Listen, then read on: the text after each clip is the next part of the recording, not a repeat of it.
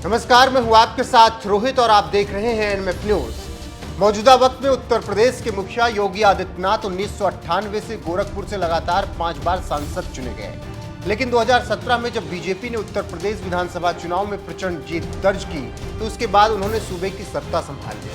फिर तो उनके काम करने का स्टाइल और फैसले लेने का तरीका हर एक को पसंद आया।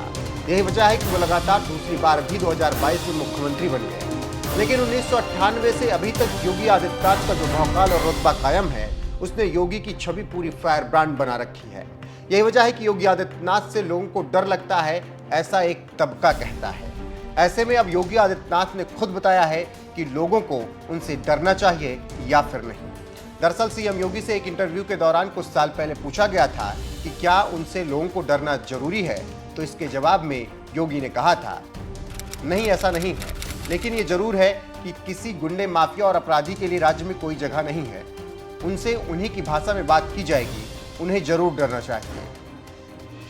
सीएम योगी ने अपने बयान से साफ कर दिया कि प्रदेश में जो गुंडई करेगा, अपराध करेगा, उन्हें सबक सिखाया जाएगा। बाकी आम लोगों को किसी तरह का भय नहीं है।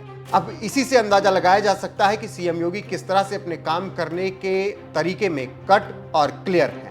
गौरतलब है कि सीएम योगी ने जब सूबे की सत्ता 2017 में संभाली थी, तब उन्होंने गुंडे माफियाओं को सीधे शब्दों में समझा दिया था कि उत्तर प्रदेश में रहना है तो ठीक से रहना होगा, वरना हिसाब कर दिया जाएगा।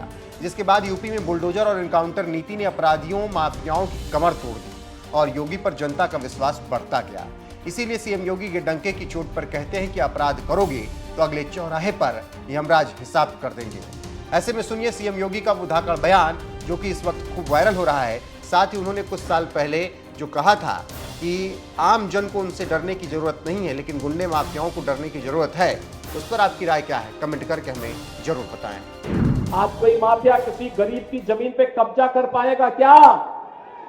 किसी बेटी के साथ छेड़छाड़ कर पाएगा क्या? मालूम है ना उसको, अगर किसी बेटी के साथ छेड़छाड़ करेगा तो अगले चौराहे पर यमराज उसका उपचार कर देगा। ये माफियाओं का जो उपचार हो रहा है, सही है या गलत है? समर्थन करते हैं ना? डबल इंजन की सरकार नहीं होती तो ये माफियाओं का ये इलाज नहीं हुआ होता। 14 से पहले भी देश के अंदर सरकार थी, लेकिन गरीबों के बारे में नहीं सोचती थी। 17 के पहले भी प्रदेश में सरकार थी, लेकिन गरीबों के बारे में नहीं सोचती थी, अपने बारे में सोचती थी। मैं और मेरा परिवार, मैं और मेरा परिवार। और मोदी जी ने तो कहा कि 140 करोड़ का भारत ही मेरा परिवार है।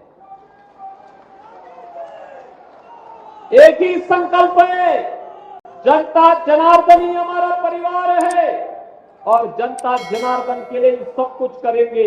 हम उसको सुरक्षा भी देंगे और समृद्धि भी देंगे।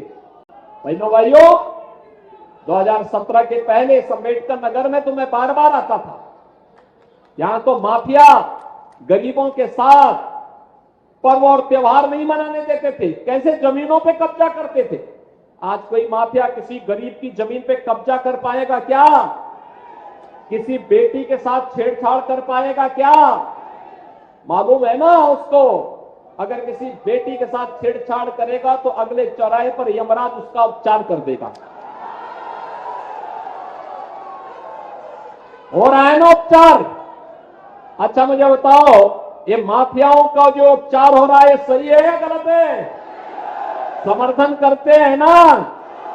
तो डबल इंजन की सरकार नहीं होती तो ये माफियाओं का ये इलाज नहीं हुआ होता, क्योंकि माफिया तो पिछली सरकारों के द्वारा पाले हुए, उनके द्वारा पोसे गए जीव थे, जो उन नेताओं की आजीविका के माध्यम बनते थे।